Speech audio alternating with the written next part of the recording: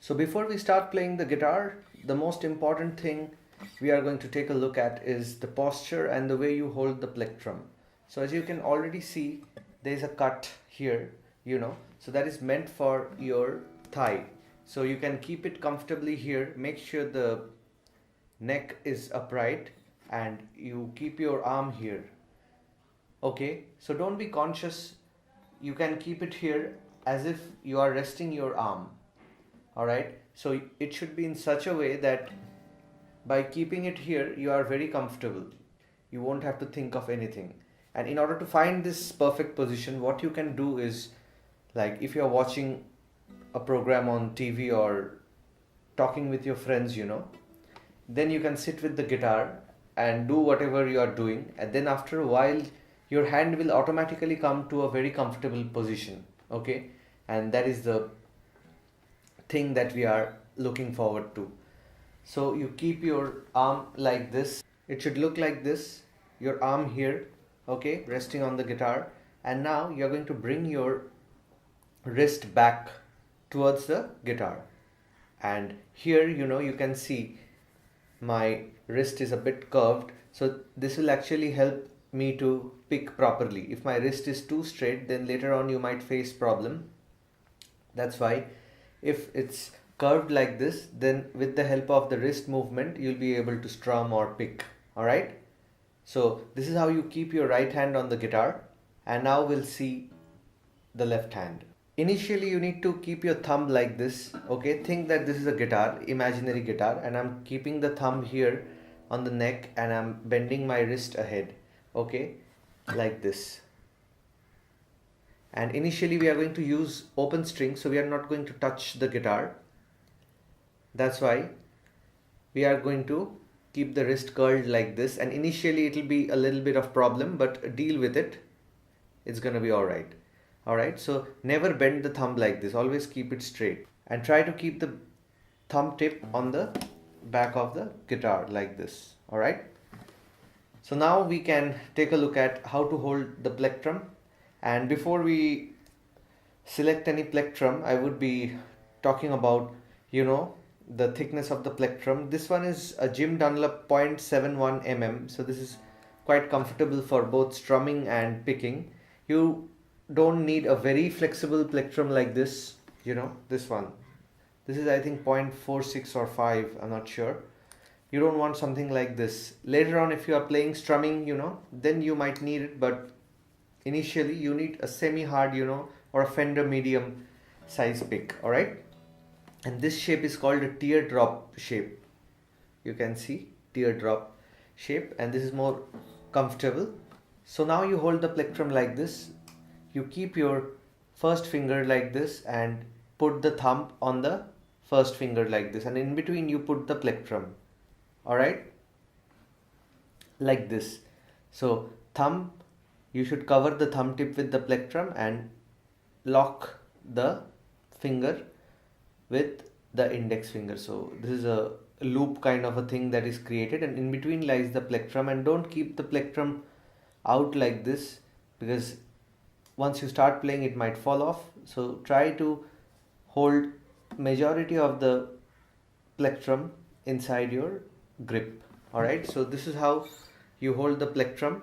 And initially we are going to take a look at few open string exercises. Open string means if you are not putting your finger on the guitar or fretting any note, is open string. Alright, this is an open string. So we've got 6 open strings if we are not holding anything from the left hand. And what we are going to do is we are going to start from the 6th string. So remember this, the thickest one is the 6th string, 6, 5, 4, 3, 2, 1, and the thinnest one is the 1st string. So you need to remember this thing. Alright, so you start with the 6th string, and once you hold the plectrum, you put your little finger on the guitar. Later on there are many ways of playing, but for beginners, absolute beginners, this is the way I teach, and most people, 99% people whom I have taught find this comfortable. Anyway, so you keep it here, and with the help of your wrist, try to do this. So we are going to take alternate picking on the 6th string. We are just going to count 1, 2, 3, 4. Just look how I am moving the wrist. I'm not moving the entire hand, okay? Very lightly. And as I've already discussed, I'm keeping the thumb here behind the neck and I'm trying to keep the fingers straight. I can understand this is a bit difficult, but deal with it. So 1, 2, 3, 4. 1, 2, 3, 4. And the most important thing when you're learning something on the guitar or any other instrument, initially you don't have a beat sense. Some gifted people might have, but most people are unable to visualize. So what is required is when you are playing 1, 2, 3, 4, you should count and make sure the tempo is fixed. 2, 3, 4, 1, 2, 3, 4, 1, 2, 3, 4. Alright, and you need to take the other strings as well. So we are going to take a very simple exercise. 1, 2, 3, 4, 6th string, then 1, 2, 3, 4, 5th string, and we are going to come down to the 1st string and then we'll come back to the 6th string, and this will be in a loop. And make sure you don't lose time while going from one string to the other, because this is a common mistake that beginners make. So 1, 2, 3, 4, 1, 2, 3, 4, 1, 2, 3, 4, 1, 2, 3, 4, 1, 2, 3, 4, 1, 2, 3, 4. Now 2nd string. 1, 2. Okay? And you have to play this in a loop. It means once I reach the 6th string, I don't stop. I again come back and keep it going. So make sure you pause the video right now and treat this course as if you are learning from a teacher, okay? And practice this. Alright, and after you're done, then you can come back for the next lesson. So I think you have practiced and now you're back, and now I'm going to teach you the name of the strings. So each and every sound has got a name and each sound is called a note. So this is a note, and any note can be of different pitch. Like this is E.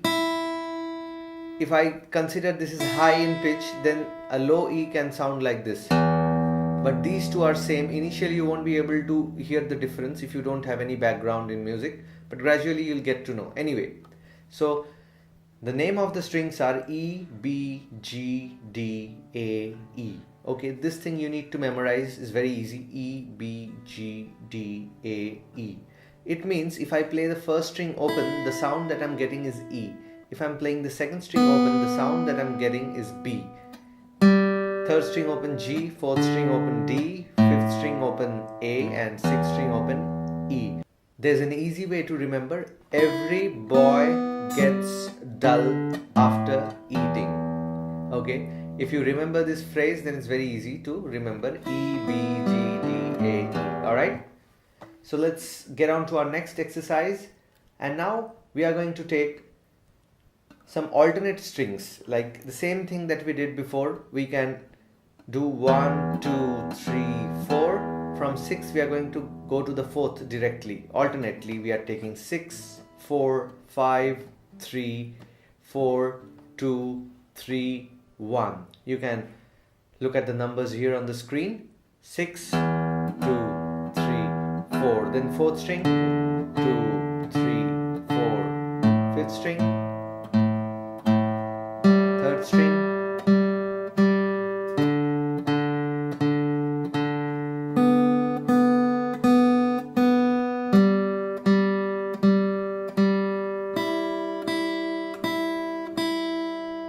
alright, and now after you're done with this, you can come backwards. 2, 3, 4, 3, 2, 4, 3, 5, 4,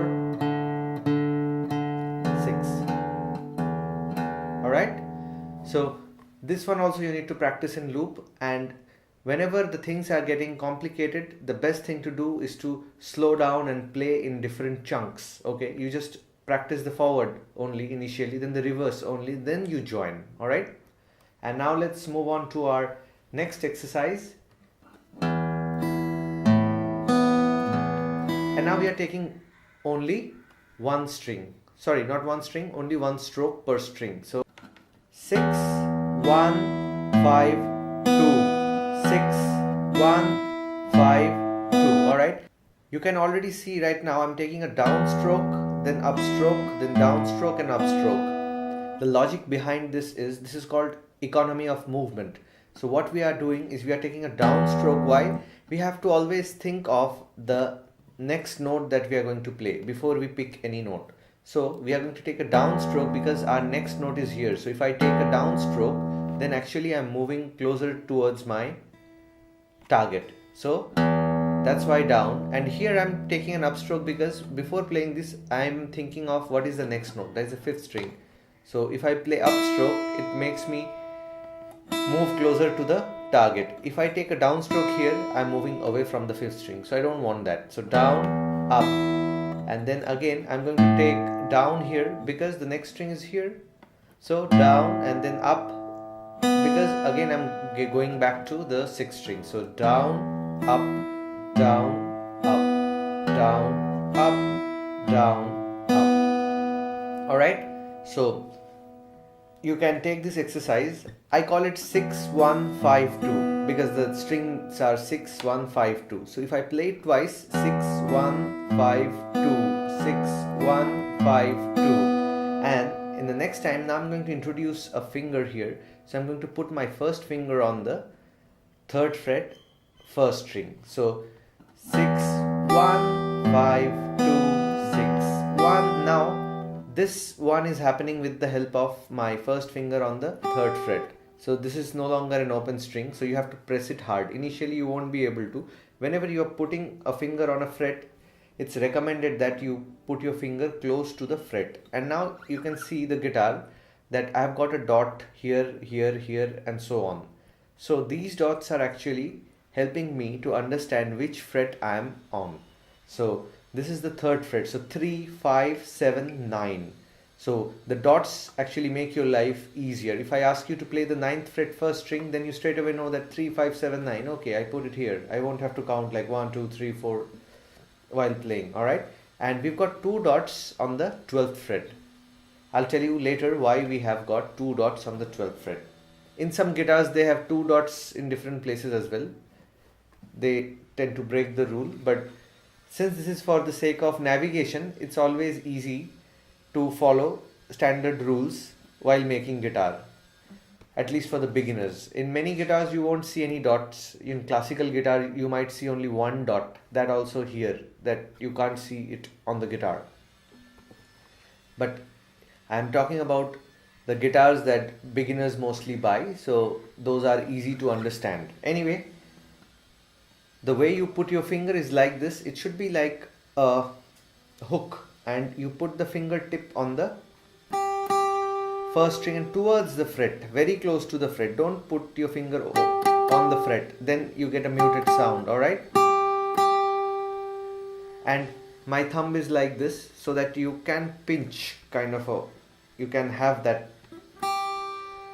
finger structure so that you can put more pressure. Alright, so you are going to do 6, 1, 5, 2, 6, 1, 5, 2. Now with the finger 6, 1, 5, 2, 6, 1, 5, 2. Again without the finger.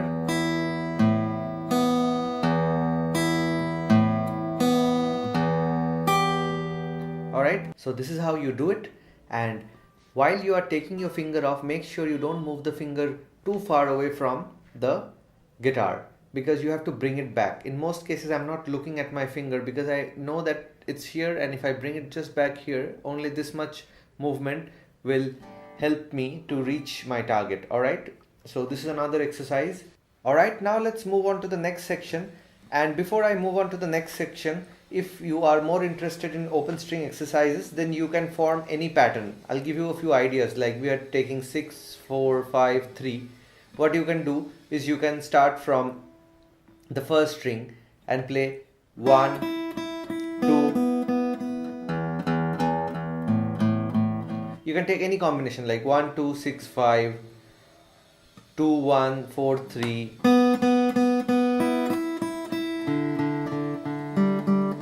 Alright, if you want to practice more of these stuffs, then you can form your own patterns.